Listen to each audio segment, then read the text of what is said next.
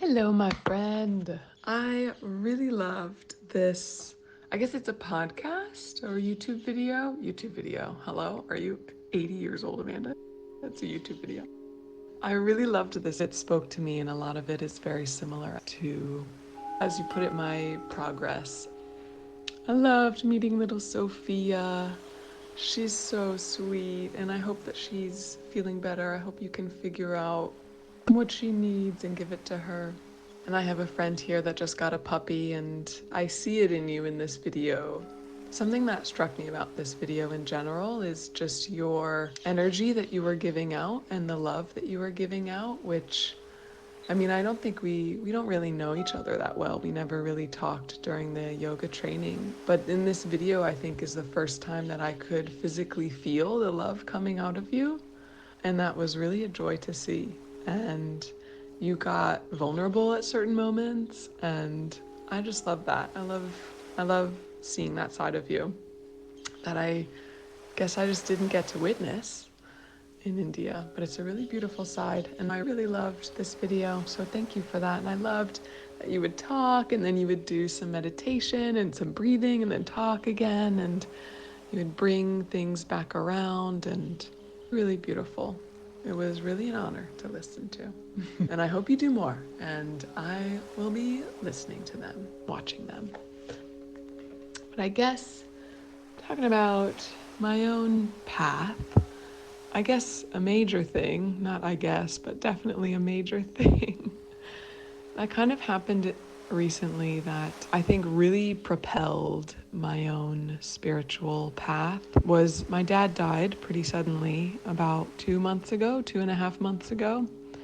And him and I were really close. I shouldn't say were, we still are. But me and his physical form, we were really close.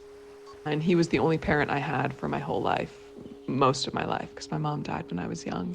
So I was once again confronted with death, and I had seen death a couple of times. Like the week before he died, I saw death appear to me, and I wasn't really sure why. I wasn't afraid, but I wasn't sure who death was here for. I knew it wasn't here for me.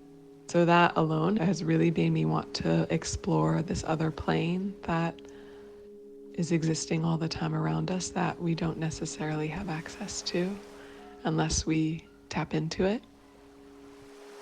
Being that close to death and just moving through that. And I believe in reincarnation, and I think last year the way that I viewed death changed a lot. Even the year before that, when I started to learn more about reincarnation and the soul's journey, and truly believing deep down that our soul lives forever, and it's just our body that's here for a short time, but then we have a new body and a new life, and each of those new lives is chosen by our soul because our soul is meant to learn something. And so I had that theory in my mind, and then here I was confronted with it. So I was like, all right, Amanda, this is what you believe. Can you put it into practice though when push comes to shove? And I could, and I really found that, oh shit, I really do believe in this stuff. And let the emotions come out, and still do. I'm not someone who ever fights emotions. When they need to get out, they need to get out. It's just important not to attach to them and to linger on them.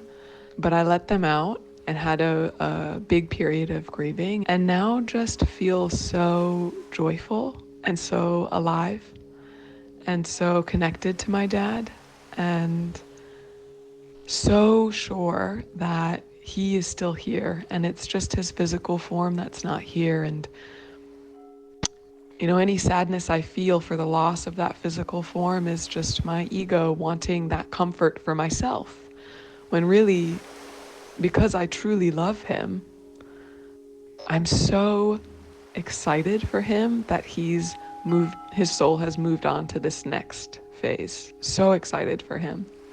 And I sometimes sit and wonder, I'm like, where are you right now, Dad? Where is your soul right now? What is the life that you're living? Who were you just born to?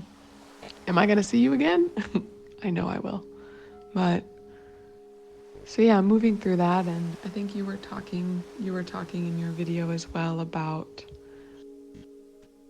just this infinite love and how we can feel that love every day. And you shared that beautiful story about you and that woman in India. And I feel like I absolutely have been embodying that every day, especially for the past few months.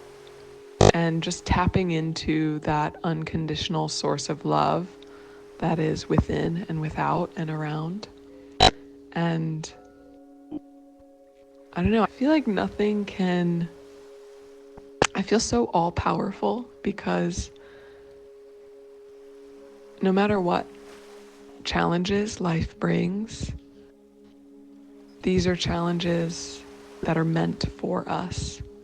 And they are meant for us to learn more about ourselves and about the world and for our soul to evolve. And I can only be grateful for that, truly. I can only be grateful for that. Yeah. And so, yeah, I'm just tapping into a lot of that unconditional love, a lot of creativity. I've been, yeah, just envisioning myself as this ever potent creative force and just wanting to create and cultivating that within me. I think for a long time, I was very much in the scientific, rational brain, and baby, I'm ready to move into that creative brain. Shit.